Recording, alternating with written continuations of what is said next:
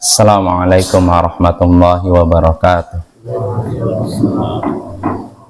Alhamdulillahi rabbil alamin. Wassalatu wassalamu ala ashrafil anbiya'i wal mursalin Sayyidina wa maulana Muhammadin wa ala alihi wa sahbihi ajma'in.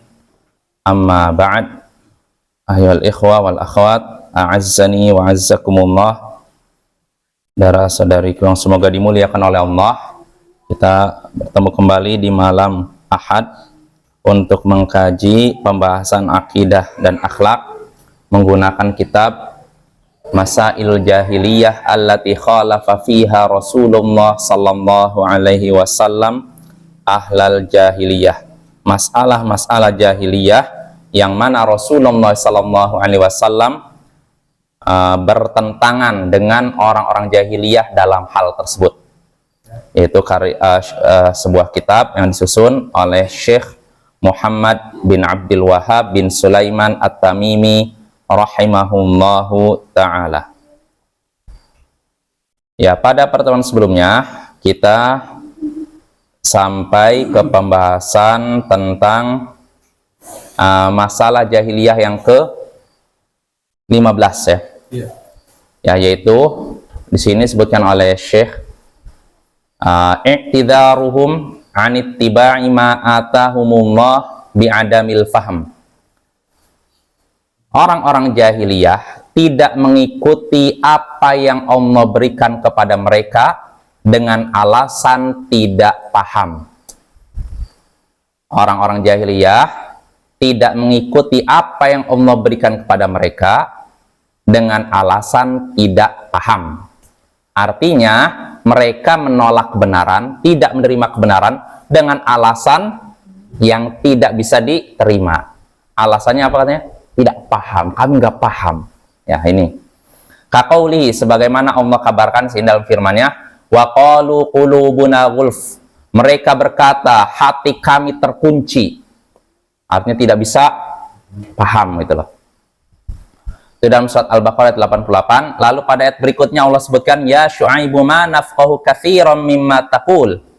Ini surat Hud ayat 91. Kaum Madian berkata kepada Nabi Syu'aib, wahai Syu'aib, kami tidak memahami banyak yang kau ucapkan. Kami tidak bisa memahami banyak perkataan yang banyak kau ucapkan. Kami tidak paham apa yang kau ucapkan. Banyak yang kau ucapkan itu tidak kami pahami. Nah ini, jadi mereka tidak menerima kebenaran dengan alasan tidak paham. Fa'akdzabahumullah, maka Allah dustakan mereka, bantah mereka. Wa bayyana anna dzalika bisababi tab'i ala qulubihim, dan Allah menjelaskan bahwasanya itu mereka tidak paham disebabkan hati mereka sudah tertutup, terkunci. Wa anna tab'a bisababi kufrihim, dan dikuncinya juga disebabkan karena kekafiran mereka. Mereka tidak paham karena hatinya terkunci, karena hati mereka terkunci, dan hati mereka terkunci gara-gara mereka kafir ya. Nah ini judul pembahasan masalah ke-15. Kita baca penjelasan Syekh Shalal Fauzan menjelaskan perkataan Syekh Muhammad bin Abdul Wahhab di sini. Asyarah, penjelasan. Ai i'tadharu an qabul haq bi annahum la yafhamuna. Nah ini Bapak, mereka orang jahiliyah tidak menerima kebenaran, tidak mau menerima kebenaran dengan alasan mereka tidak paham akan kebenaran tersebut. Jadi mereka nggak menerima kebenaran, nggak ikut kebenaran dengan alasan nggak paham kami. Ya. Kama dzakarallahu subhanahu wa ta'ala anil yahud, sebagaimana Allah sebutkan tentang orang-orang Yahudi. Seperti apa orang Yahudi? Katanya mereka tidak mau menerima kebenaran dengan alasan tidak paham ya. Allah ngabarkan tentang orang-orang Yahudi, lamma da'ahum Rasulullah sallallahu alaihi wasallam lil Islam. Allah kabarkan tentang orang-orang Yahudi tatkala Rasulullah sallallahu alaihi wasallam mengajak mereka masuk Islam. Qalu, mereka apa tanggapan mereka? Apa reaksi mereka?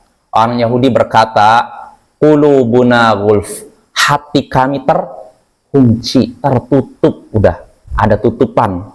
Artinya hati kami sudah tertutup, sudah tidak bisa menerima kebenaran gitu loh, nggak paham lagi akan kebenaran. Maka Allah katakan bala'anahumullah, bahkan Allah melaknati mereka. Melaknati siapa? Orang-orang Yahudi. Lihat tuh, kenapa Allah melaknati mereka? Bikufrihim, karena kekafiran mereka. Faqalilan ma yu'minun, alangkah sedikitnya mereka yang mau beriman. Nah lihat tuh, orang-orang Yahudi tidak menerima kebenaran, tidak mau mengikuti kebenaran dengan alasan hati mereka terkunci, tertutup.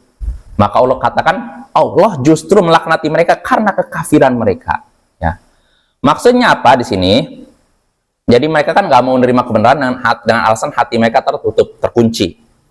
Nah ini alasan mereka kan. Allah kata Syekh sini, "Fallahu jalla wa ala yubayyin annal illata laysat ma yaqulun." Maka Allah pun menjelaskan bahwasanya sebabnya mereka itu tidak bisa menerima kebenaran, sebabnya hati mereka tertutup, bukan seperti yang mereka katakan. Jadi mereka tidak bisa menerima kebenaran, bukan seperti bukan dengan alasan seperti yang mereka utarakan. Apa alasannya katanya? Hati mereka tertutup. Oh, kami nggak bisa terima kebenaran, kan hati kami tertutup. Allah jelaskan bukan itu sebabnya. Sebab yang sebenarnya bukan seperti yang mereka utarakan. Balil illah annallaha la'anahum bisababi kufrihim. Akan tapi sebabnya mereka tidak menerima kebenaran, kata Allah.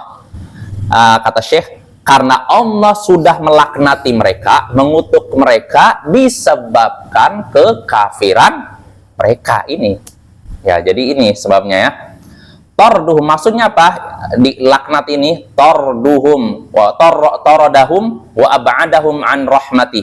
Allah mengusir mereka dan menjauhkan mereka dari rahmatnya. Fasaru la yaqbalunal haq bisababi kufrihim. Sehingga akhirnya apa? Orang-orang Yahudi tidak menerima kebenaran disebabkan kekafiran mereka. Ya, jadi ujung-ujungnya sebenarnya salah siapa? Salah mereka sendiri, bukan Allah. Allah tidak mungkin menyesatkan seorang tanpa sebab. Ya, ini keyakinan Ahlus Sunnah wal Jamaah ya. Segala sesuatu yang terjadi pasti ada sebab, ada tujuan, ada hikmah, tidak sia-sia. Apapun yang terjadi pada diri kita, Bapak-bapak, ayolah ikhwah, pasti ada sebabnya, tujuan dan hikmah. Apapun, misalkan dalam perjalanan hidup kita, kenapa saya kok masuk sini? Kenapa saya tidak masuk itu misalkan? Kenapa saya sekolah di sini? Kenapa tidak di situ? Kenapa saya kok nyasar ke sini, nggak ke sana? Kan begitu kan? Orang kan kadang kita ini karena pendeknya akal kita tidak bisa menemukan hikmah dari kejadian yang Allah takdirkan. Kadang kita baru menemukan hikmahnya kalau sudah lewat. Oh iya ya, ternyata kemarin-kemarin kita bilang, kenapa saya begini ya? Kan harusnya begini. Setelah kejadian lewat berapa lama, seminggu, sebulan, setahun baru, oh iya, ternyata hikmahnya ini. Nah, ini manusia itu akalnya lemah. Tidak bisa menangkap hikmah dari sebuah kejadian. Seringnya kalau sudah lewat, baru sadar. Maka kita harus meyakini apapun yang Allah takdirkan, pasti baik bagi seorang mukmin. Mukmin, bukan orang kafir ya. Apapun yang Allah takdirkan pada diri kita, mau itu keburukan maupun kebaikan, pasti baik-baik kita. Baik keburukan maupun kebaikan. Kalau kebaikan jelaslah, Allah ngasih saya sehat. Apa hikmahnya? Ya supaya kita semangat ibadah. Tapi yang jadi masalah, Allah ngasih penyakit. Gimana nih? Kehilangan orang yang kita sayangi, harta kita ludes, rumah kita hilang. Apa hikmahnya? Apa hikmahnya Ramadan? Ya, dia menghapus dosa, menyadarkan kita bahwa kita itu lemah. Ya, kita tuh manusia tuh lemah menghadapi kekuatan Allah. Nggak ada apa-apanya.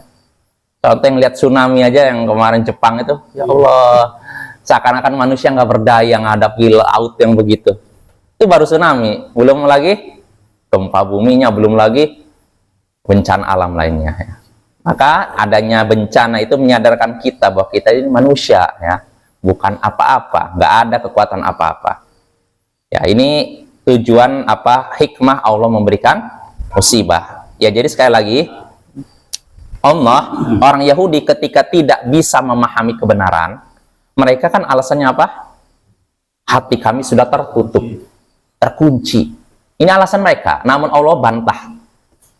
Allah katakan, ya, mereka, hati mereka tertutup bukan karena Allah tutup, tapi sebenarnya karena mereka sendiri, mereka kafir, mereka menolak kebenaran, akhirnya hati mereka pun tertutup sehingga tidak bisa lagi menerima kebenaran. Nah, ini Bapak ya. Di sini kata Syekh di sini, jadi disebutkan bahwa mereka tidak menerima kebenaran orang-orang Yahudi disebabkan kekafiran mereka. Fasaru la yafqahuna qaular rasul la li'annahum la yaltafituna ilaihi wa la ya'ba'una bih. Akhirnya karena karena mereka tidak menerima kebenaran disebabkan kekafiran mereka, akhirnya mereka pun benar-benar tidak memahami ucapan Rasul. Kenapa? Karena mereka tidak mau memperhatikannya dan tidak memiliki kepedulian. Kenapa? Rasulnya apa? Lihat itu orang kayak gitu. Ada orang menyampaikan kebenaran, pedulilah. Kadang kalau orang udah begitu, ada kebenaran depan mata dia, nggak mau. Bahkan dalam hati ingin menentang. Walaupun itu benar, tapi saya tentang aja. Lihat itu. Nanti benar-benar tidak lagi menemukan kebenaran. Nah, itu bahaya itu. Seperti orang Yahudi berpaling dari kebenaran, akhirnya benar-benar jauh mereka dari kebenaran. Nah, ini kata Syekh di sini, li'anna Allah sarafahum 'uqubatan lahum. Karena sesungguhnya Allah sudah palingkan mereka dari mana? Dari kebenaran, dari Rasul, dari kebenaran ajaran Rasul. Kenapa Allah palingkan? 'Uqubatan lahum, sebagai hukuman. Nah, lihat tuh.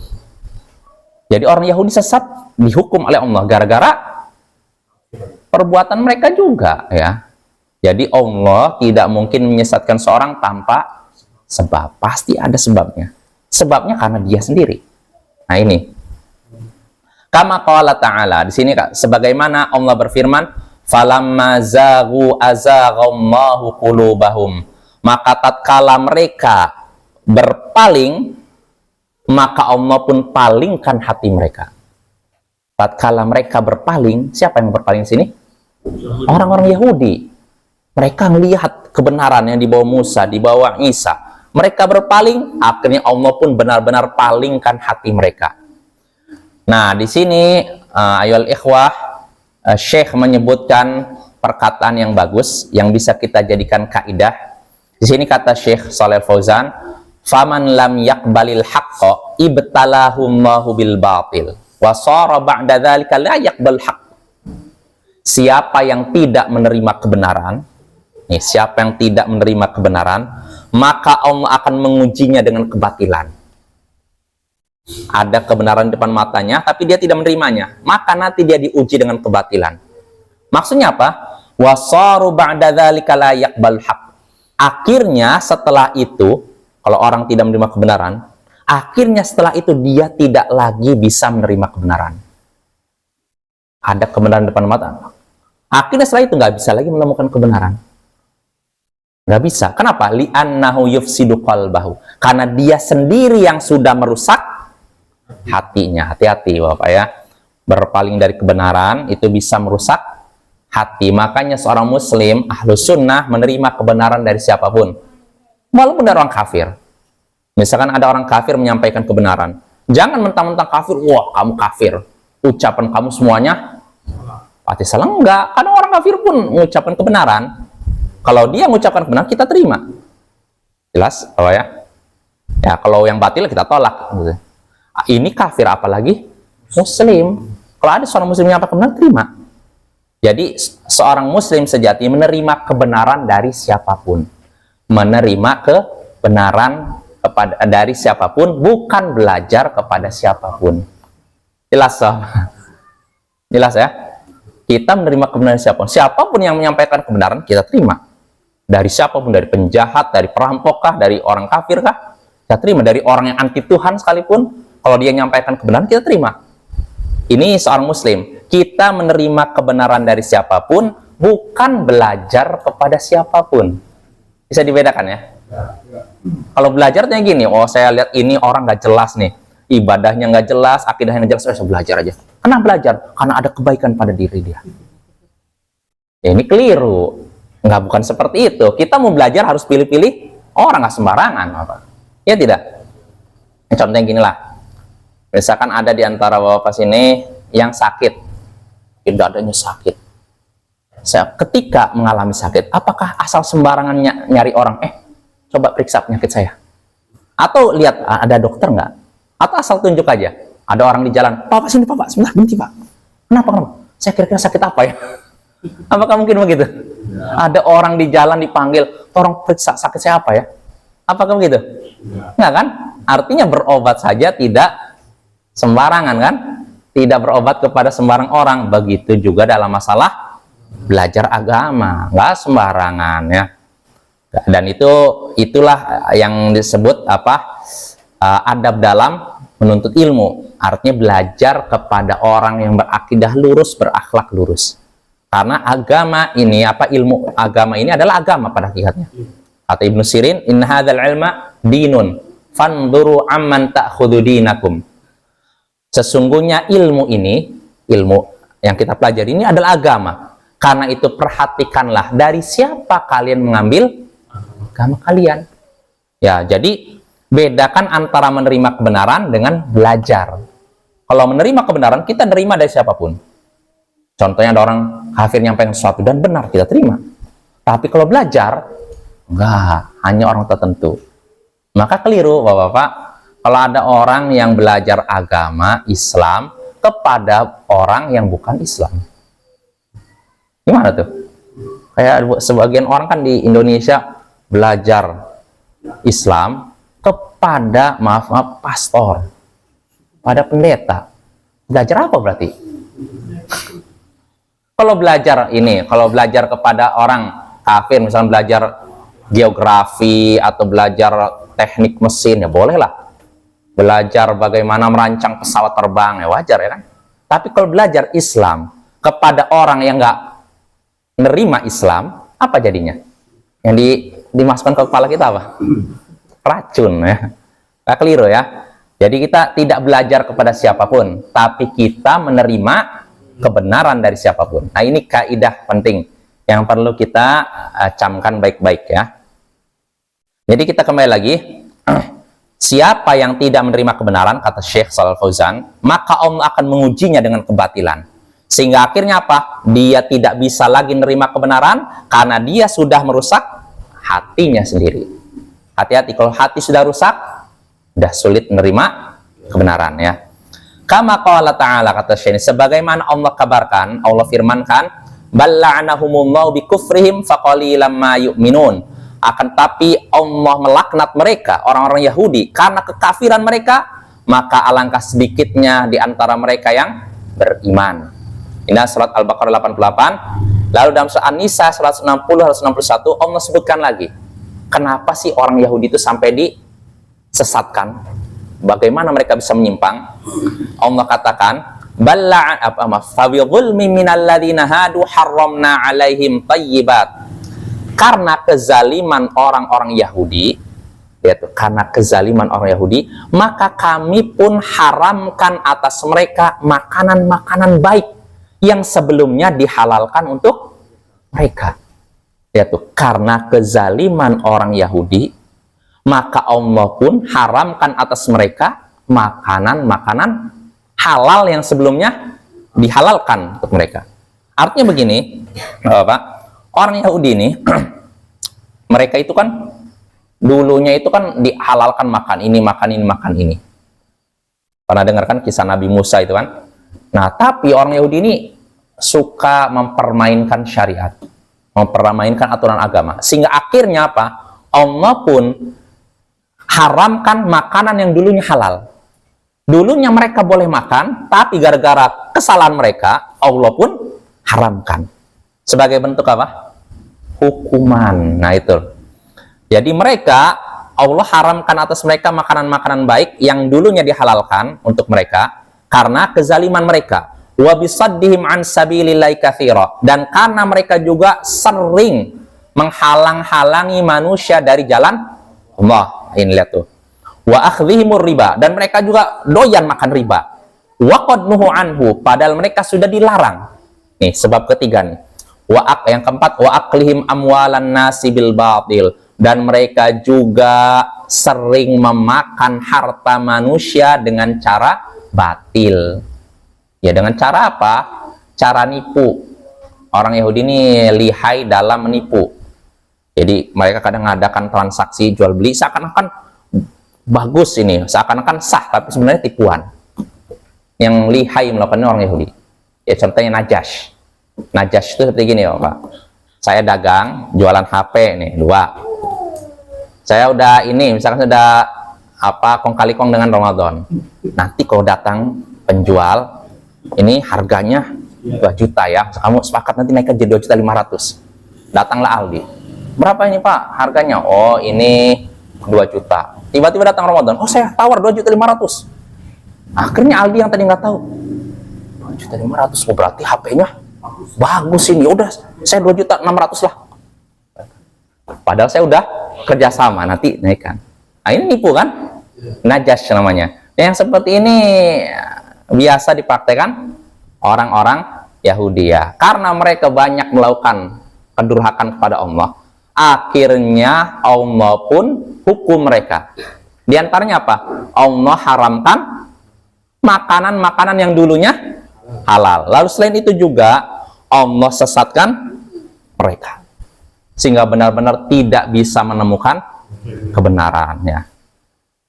Lalu kata Syekh sini, hadza fil yahud.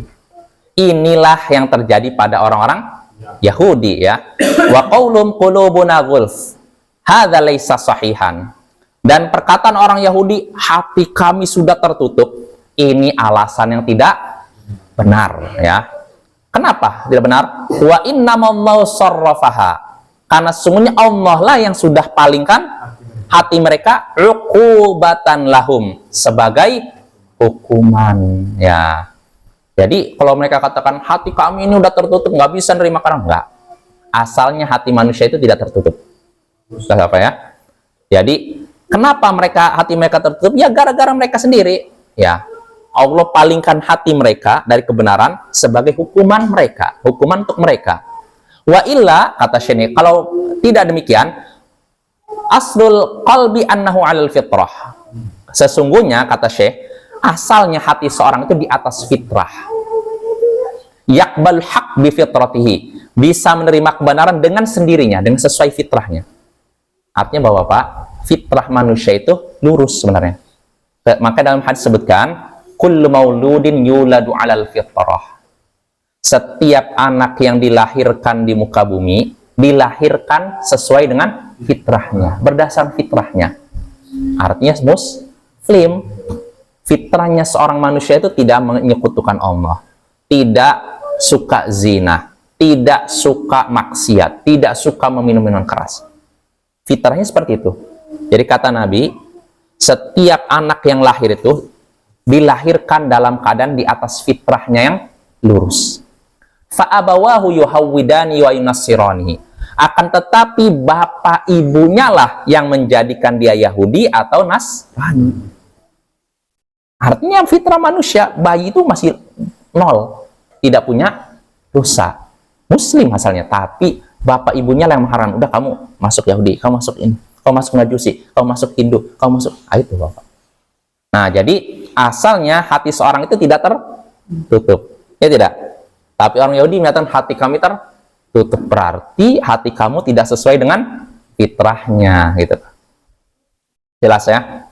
Ya, jadi kata Syekh, asalnya hati seorang itu berada di atas fitrahnya, bisa menerima kebenaran sesuai dengan fitrahnya, sebagaimana fitrahnya. Tapi kata Syekh, idza fasadatil fitrah shara la yaqbal haq. Tapi jika fitrah seseorang itu sudah rusak, kita kan semua punya fitrah kan? Ya, kalau fitrah seorang sudah rusak, maka hati itu tidak lagi bisa menerima kebenaran ya. Mithlul ard, seperti tanah. Nih Bapak, tanah nih ya. Kata Syekh, idza fasadat wa sarat sabikhatan fa innaha la tanbut. Contohnya kan tanah. Tanah kalau sudah rusak nih sehingga menjadi payau Kan ada tanah-tanah kayak gitu kan di dekat kita ini kan. Kalau tanah yang tadinya bagus tiba-tiba jadi payau, mungkin karena air laut atau gimana, maka sungguhnya tanah ini tidak bisa menumbuhkan tumbuhan, iya nggak? Ya kan, kalau udah payau udah nggak bisa kan. Nah, itu tanah, begitu juga hati ya. Jadi kalau tanah sudah payau itu nggak bisa lagi tumbuh tanaman, li'annaha fasadat, karena dia sudah rusak ya. Kadzalikal qalb, begitu pula hati. Idza fasada sara la yaqbalu haq. Jika hati sudah rusak, maka hati tersebut tidak bisa menerima kebenaran. Nah, hati-hati Bapak ya. Kalau udah nggak bisa menerima kebenaran, naudzubillah min dzalik.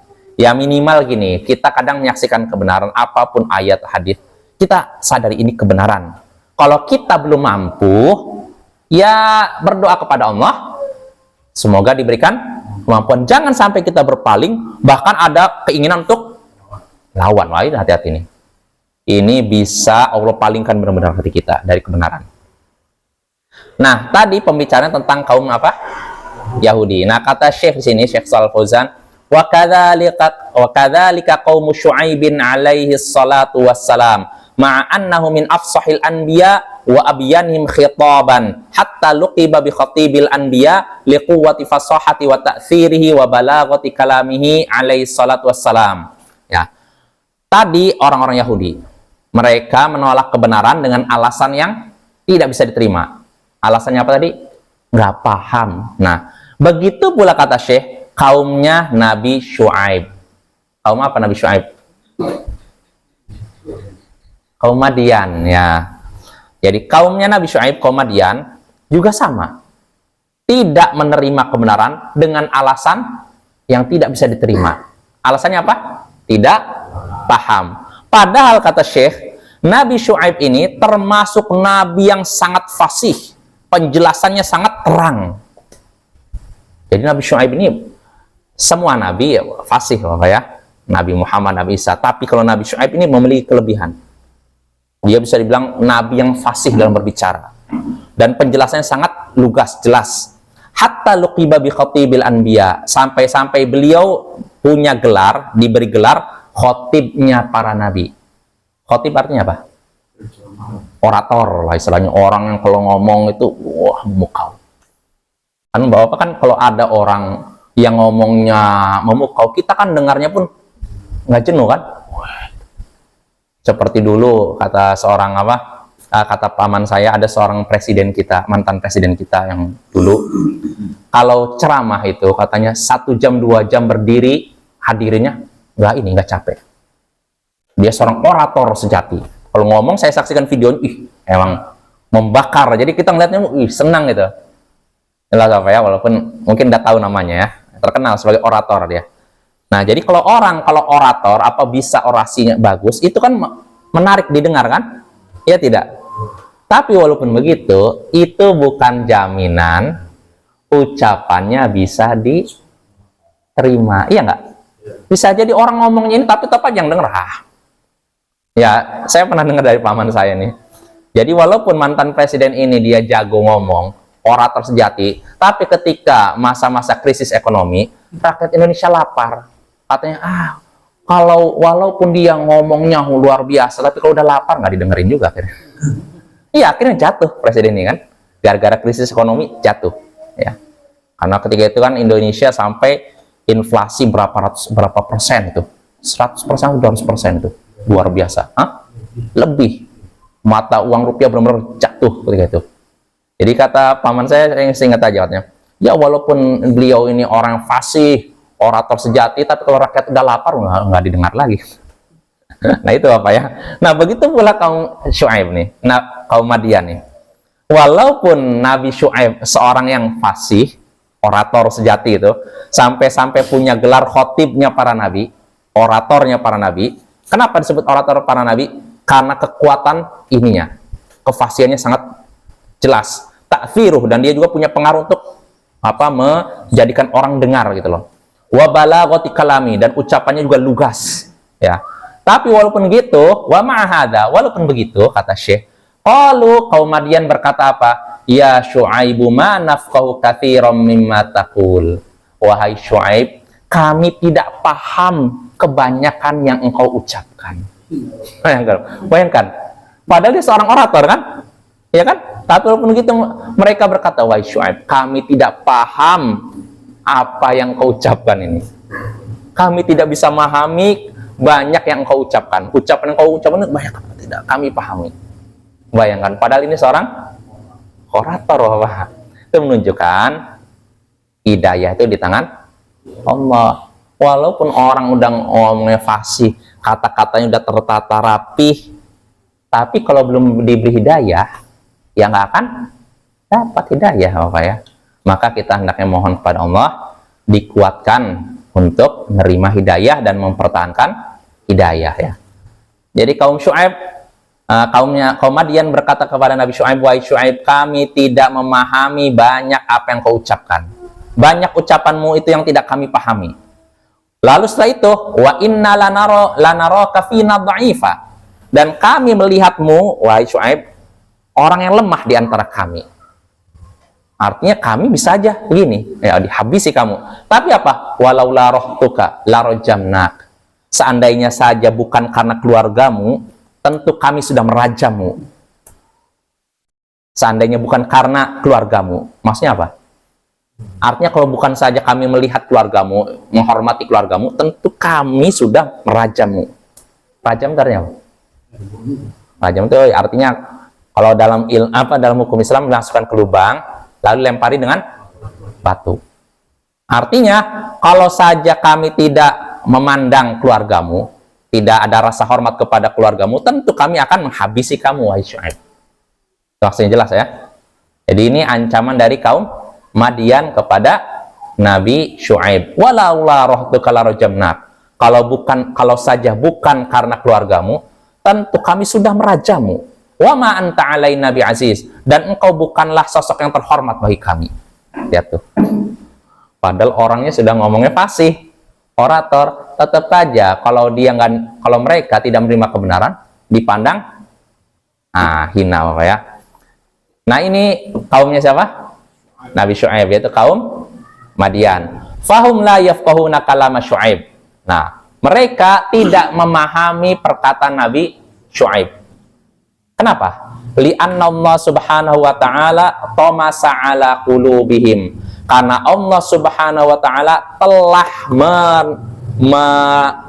menghilangkan hati mereka. Tomasa sebenarnya artinya gini. Tomasa tuh ini ada ini. Ini ada tulisan lalu dihapus. Ya, sebenarnya artinya mungkin sama aja dengan dikunci lah istilahnya gitu. Hati kalau sudah dihapus kan nggak bisa. Gitu. Jadi mereka kaum Syuaib tidak bisa memahami perkataan Nabi Syuaib karena Allah sudah menghapus hati mereka. Mithla ma hasala li Bani Israil, seperti yang terjadi pada Bani Israel ya. Wa hadhihi sunnatullahi jalla wa ala. Ini adalah sunnatullah. Apa sunnatullah artinya, Ramadan? Keputusan Allah. Ini adalah keputusan Allah. Apa maksudnya? Anna man takabbaru 'anil haqq wa lam yaqbalhu idza balaghahu fa innahu yubtala bi fasadil qalb 'uqubatan lahu.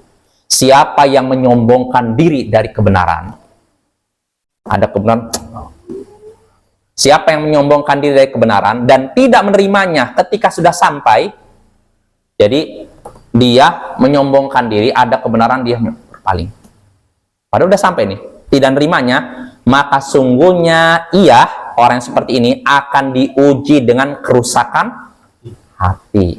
Uqubatan lahu, sebagai hukuman atas dirinya. Nah, ini hati-hati ini juga ya. Selalu kita camkan baik-baik, selalu diulang dan diulang, hati-hati, jangan sekali-kali kita menolak kebenaran walaupun satu perkataan kah atau suatu pendapat kah. Kalau memang suatu perkataan benar, terima. Walaupun dari orang yang kita benci. Makanya ada ucapan Ibnu Mas'ud, man ja'aka bil haqq faqbal minhu wa in kana baghidan wa in kana aduwan baghidan, kalau nggak salah gitu lafalnya. Siapa yang membawa kebenaran kepadamu, ini dalam sifatus safah, maka terimalah. Siapa yang membawa kebenaran kepadamu, maka terimalah walaupun itu dari orang yang dibenci dan musuhmu.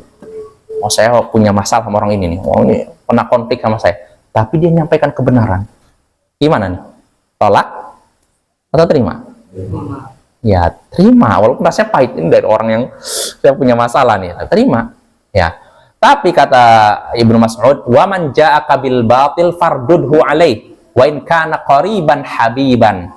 Dan siapa yang membawa kebatilan kepada dirimu, membawa pendapat yang salah, pendapat yang keliru, maka tolaklah itu, walaupun yang membawanya adalah orang yang dekat lagi dicintai. Misalnya teman dekat, orang selama ini teman akrab, selama ini kemana-mana bersama, tiba-tiba dia menyampaikan pendapat yang jelas-jelas batil. Bagaimana sikap kita? Tolak. Nah ini ya, ini sikap seorang mukmin ya. Jelas Bapak ya. Lalu berikutnya di sini kata Syekh, wa kadzalika kuffaru Quraisy. Demikian pula orang-orang kafir Quraisy. Jadi yang dari disebutkan Syekh berapa nih? Orang yang apa menolak kebenaran dengan alasan yang nggak bisa diterima. Pertama Yahudi, kedua kaum Madian ya. Yang ketiga orang kafir Quraisy. Madza qalu lirrasuli sallallahu alaihi wasallam? Apa yang dikatakan mereka kepada Rasul sallallahu alaihi wasallam? Apa yang dikatakan kafir Quraisy kepada Rasul? Allah sebutkan dalam surat Fussilat 5, wa qalu qulubuna fi akinnatin mimma tad'una ilaihi. Orang-orang kafir Quraisy berkata kepada Nabi kita, Nabi Muhammad sallallahu alaihi wasallam, hati kami sudah tertutup dari apa yang kau serukan kepada kami. Artinya gini, akinna itu penutup, hati kami sudah tertutup, dari kan gitu kan? Hati kami berada dalam tutupan. Jadi ini hati begitu. Hati kami sudah tertutup dari apa yang kau serukan kepada kami. Artinya gini, ketika Rasul mau ngomong apa, seakan-akan nggak nyampe ke, sudah ada tutupan gitu loh. Hati kami berada dalam suatu tutupan dari apa yang kau serukan kepada kami. Wa fi adzanina waqr. Dan di telinga kami juga ada sumbatan. Hatinya udah tertutup, di telinganya ada sumbatan. Makin apa? Gitu kan? Wa min bainina wa bainika hijab. Dan antara kami danmu ada dinding. Gitu. Fa'mal innana amilun. Silahkan Muhammad, engkau berbuat semaumu. Semaumu, sesungguhnya kami juga berbuat. Lihat tuh. Jadi mirip kan? Ya enggak? Alasan orang Yahudi, kaum Madian dan kafir Quraisy mirip kan? Serupa kan? Walaupun perkataan mereka ada beda sedikit, tapi intinya sama. Mereka menolak kebenaran dengan alasan alasan tidak paham, alasan yang tidak bisa diterima itu loh. Kata Syekh ini, fal kuffar tariqatuhum wahidah. Orang-orang kafir jalan mereka, cara mereka sama, satu. Walaupun yang satu namanya Yahudi, yang satu musyrik Quraisy, yang satu Madian, musyrik ini, tapi intinya cara berpikir mereka sama. Walaupun beda tempat, tapi cara berpikir mereka sama. Yuqabiluna da'watar rusuli bi annahum la yafhamuna kalamahum. Cara mereka sama. Maksudnya apa? Mereka menghadapi dakwahnya para rasul, menentang dakwahnya para rasul dengan alasan mereka tidak paham ucapan para rasul tersebut. Nah, pertanyaan Bapak, orang-orang kafir dari zaman dahulu sampai zaman sekarang tidak menerima Islam dengan alasan tidak paham. Hal hadza liqusurin fi balaghi rasul? Apakah ini disebabkan kekurangan pada diri Rasul ketika menyampaikan wahyu? Jadi kekurangannya pada diri Rasul? Enggak kan? Lah, tentu saya tidak, kata Syekh. Lakin liqusurin fi isti'dadihim bisababi kufrihim. Ini bukan karena kekurangan Rasul, bukan kesalahan Rasul, tapi kekurangan ini terjadi pada diri mereka dalam hal mempersiapkan menerima kebenaran. Artinya gini, kalau memang orang itu mau menerima kebenaran, kan udah siap-siapkan, dengarkan, perhatikan, ya kan? Tapi mereka belum apa, udah tutup. Ini ada tutupan, ini ada sumbatan katanya. Lalu antar ini ada dinding. Ya, jadi sebab kekurangan mereka dalam menerima kebenaran, karena apa? Bisa babi kufrihim, karena mereka kekafiran mereka, wa i'radihim, dan berpalingnya mereka dari kebenaran, wa adamil tifatihim wa adami rogbatim fil khair, karena mereka juga tidak punya kepedulian, tidak mau memperhatikan kebenaran, dan mereka juga tidak punya minat dalam hal kebaikan. Maka Bapak-Bapak, kalau ada orang yang Allah sesatkan, ketahuilah berarti pada hatinya tidak ada kebaikan. Orang ini kemarin kok kayaknya rajin ibadah, akhirnya lurus, kok tiba-tiba menyimpang. Berarti memang pada hatinya ada penyakit, nggak pantas dapat hidayah. Dan orang seperti ini ada, Bapak. Orang-orang seperti ini yang dulunya, bahkan ada orang yang dulunya ini membela Islam, tiba-tiba jadi penentang Islam. Hati-hati, ini biasanya karena ada masalah di hatinya. Makanya Bapak, ini nasihat diri saya pribadi dan Bapak sekalian, hendaknya kita memperhatikan hati kita. Hati kita selama ini bersih apa kotor? Kalau hati kita bersih, mudah menerima kebenaran. Tapi kalau hati kita kotor, sulit menerima kebenaran. Seakan-akan di dalam hatinya ada apa tadi? Betul. Dan di telinganya ada sumbatan, dan antara ini ada dindingnya. Na'udzubillah min dzalik. Kita mohon kepada Allah agar dikuatkan dalam hidayah. Ya mungkin itu saja Bapak ya. Itu masalah ke-15 ya. Berarti pada pertemuan berikutnya kita masuk masalah ke-16. Ini masalah penting. Ya, intinya orang-orang Yahudi mengganti Taurat dengan kitab-kitab sihir.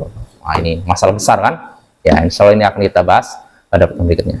Subhanakallahumma bihamdik, asyhadu an la ilaha illa anta, astaghfiruka wa atubu ilaik. Assalamualaikum warahmatullahi wabarakatuh.